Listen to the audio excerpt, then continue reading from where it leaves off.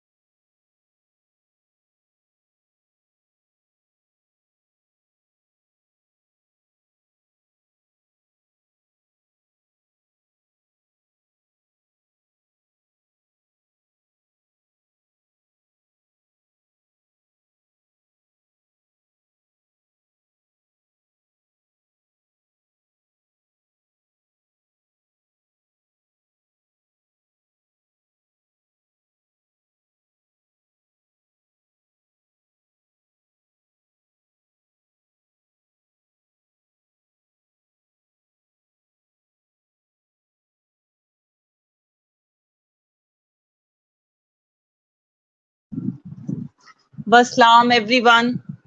बेटे, डायबिटीज का चैप्टर मैं करवा रही थी। अब तक जो मैंने पढ़ाया उसमें कोई प्रॉब्लम तो नहीं है आपको?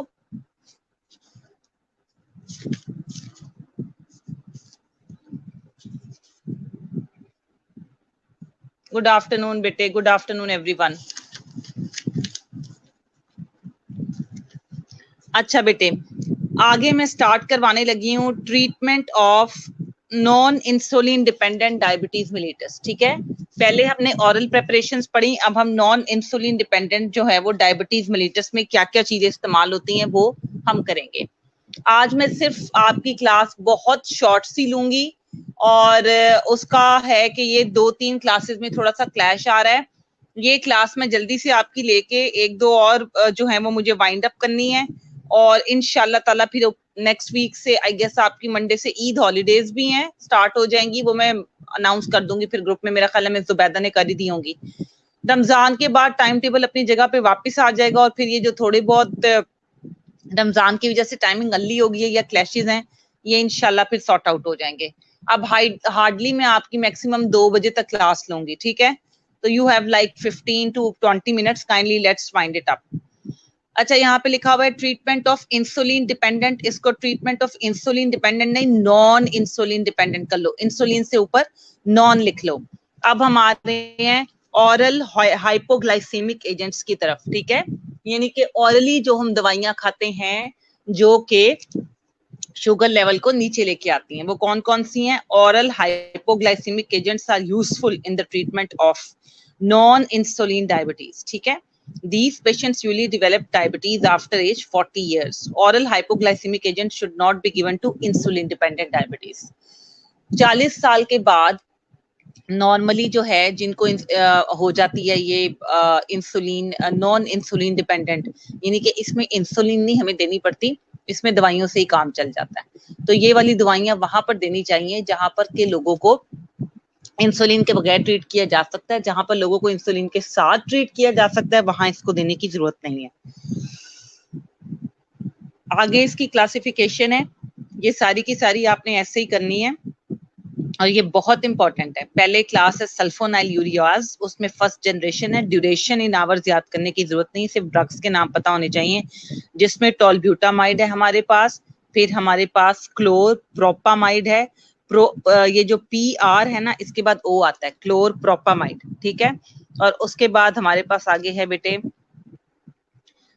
टोलेजामाइड। ठीक है, अब due to there more side effects first generation sulfonyl ureas are not used now, only the second generation and newer drugs are used. जो पहली क्लास है वो अब हम कॉमनली इस्तेमाल नहीं करते, बल्कि बिल्कुल भी इस्तेमाल नहीं होती, नॉट इवन कॉमनली, क्योंकि उसके साइड इफेक्ट ज्यादा थे।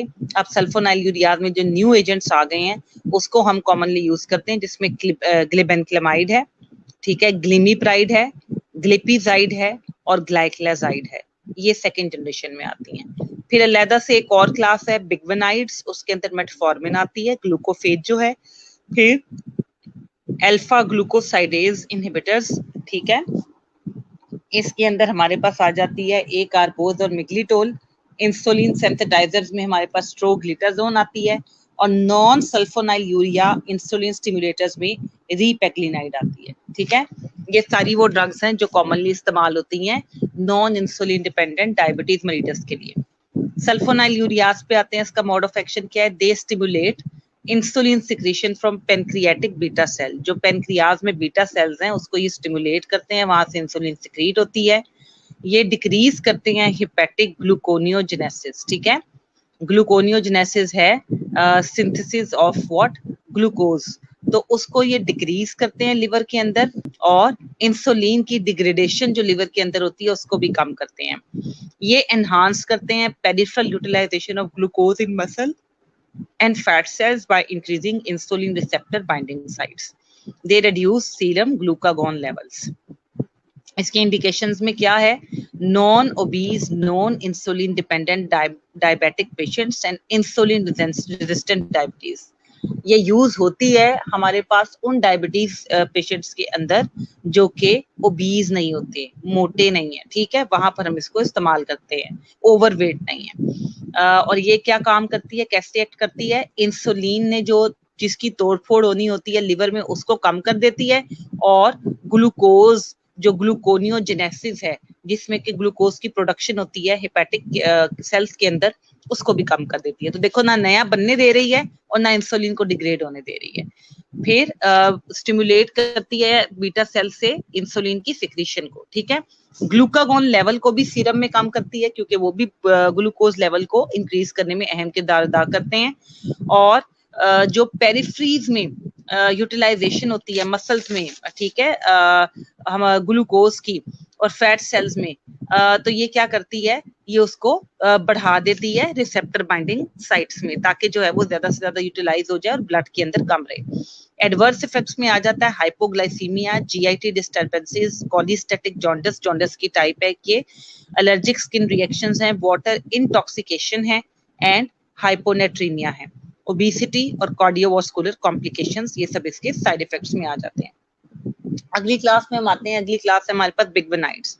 इसका मोड ऑफ एक्शन है, बिगबेनाइड्स रिड्यूस करता है सीरम ग्लूकोज लेवल, किस तरीके से, by decreasing absorption of glucose, sorry बेटे little bit down today, decreasing absorption of glucose from the gut, ठीक है, और डिक्रीजिंग हेपेटिक ग्लूकोनियोजेनेसिस। अब वही ग्लूकोनियोजेनेसिस को ये डिक्रीज कर रहा है, और एब्जॉर्प्शन जो ग्लूकोज की होती है गट से ब्लड के अंदर उसको कम करता है, और सीरम में एक्चुअली ये सारी चीजें, सीरम का मतलब कि ब्लड सर्कुलेशन में as a whole biguanides glucose level को इन दो तरीकों से कम करते हैं। बिगबेनाइड्स बहुत अच्छी एब्जॉर्प्शन रखते हैं, ठीक है, नॉन प्रोटीन बाउंड है, नॉट मेटाबोलाइज्ड हैं, किडनी के थ्रू एक्सक्रीट होते हैं, और हेपेटिक और रीनल फेलियर में कॉन्ट्राइंडिकेटेड है, ठीक है। इंडिकेशंस ये भी नॉन इंसुलिन डायबिटिक पेशेंट्स को यूज करते हैं, but it is used in obese patients, the first one is used in non obese patients. Adverse effects में इसके anorexia, nausea, vomiting, diarrhoea and metallic taste आ जाता है जुबान पे, लैक्टिक एसिडोसिस, लैक्टिक एसिड का लेवल बॉडी में बढ़ जाता है, तो उसकी वजह से हम कहते हैं कि लैक्टिक एसिडोसिस हो गया है। मेगैलोब्लास्टिक एनीमिया कॉज होता है विटामिन B12 की डेफिशिएंसी की वजह से, क्योंकि ये B12 की एब्जॉर्प्शन के साथ जो है वो इंटरफेयर करता है।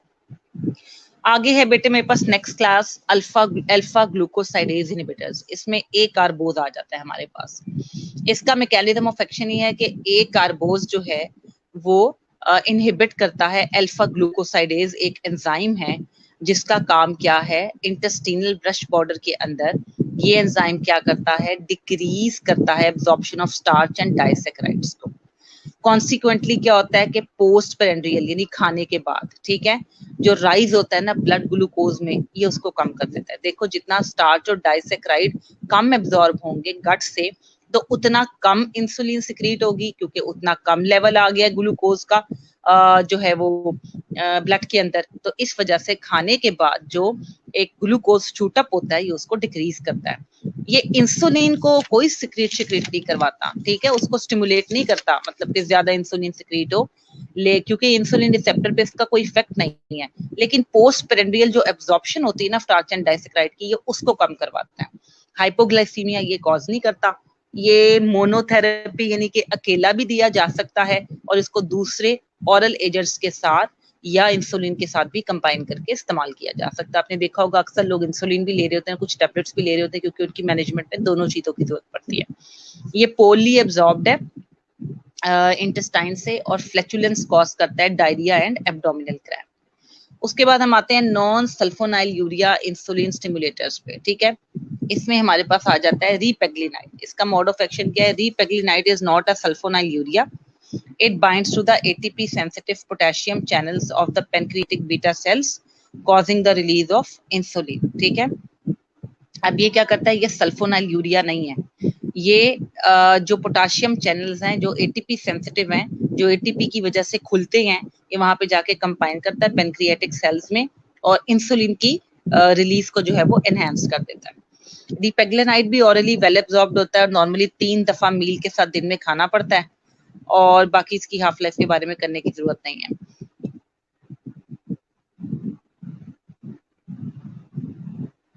इसमें से आपने बस इतना ही करना है फार्माकोकाइनेटिक्स में। आगे मैं आ रही हूँ इंसुलिन सेंसिटाइजर्स के ऊपर। इसमें हमारे पास आ जाता है ट्रोग्लिटाजोन। इसका मोड ऑफ एक्शन क्या है? ट्रोग्लिटाजोन एक्ट करता है एज एन इंसुलिन सेंसिटाइजर, एनहांस करता है इंसुलिन की एक्शन को in the liver and skeletal muscle में, ग्लूकोज आउटपुट को डिक्रीज करता है लिवर से और मसल में उसकी यूटिलाइजेशन को बढ़ा देता है। इंसुलिन रेजिस्टेंस को भी ये कम करता है, लेकिन ये इंसुलिन जो सिक्रीशन है पैनक्रियाज से उसकी स्टिमुलेशन में कोई किरदार अदा नहीं करता। ये टाइप 2 डायबिटीज में पर्टिकुलरली इस्तेमाल किया जाता है, जो कि हम पहले से जिनको हाइपरग्लाइसीमिया है और जो किसी और मोनोथेरेपी से या इंसुलिन थेरेपी से हम कंट्रोल नहीं कर सकते। इसके साइड इफेक्ट्स में हिपैटोटॉक्सिसिटी आती है। ठीक है,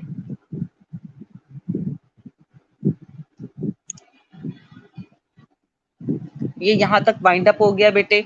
इसके बाद ग्लूकोकॉर्टिकॉइड्स हैं, वो इंशाल्लाह ताला मैं अब हॉलीडेज के बाद करवाऊंगी। आप आपके पास थोड़ा सा जो टाइम है इसमें अच्छे से एक दफा इसको रीड आउट कर लो, ताकि अगर कोई क्वेश्चन है वो मुझसे पूछ लो और अटेंडेंस लगा के व्हाट्सएप में भेजनी है। तो टाइम स्टार्ट्स नाउ बेटे, डू इट।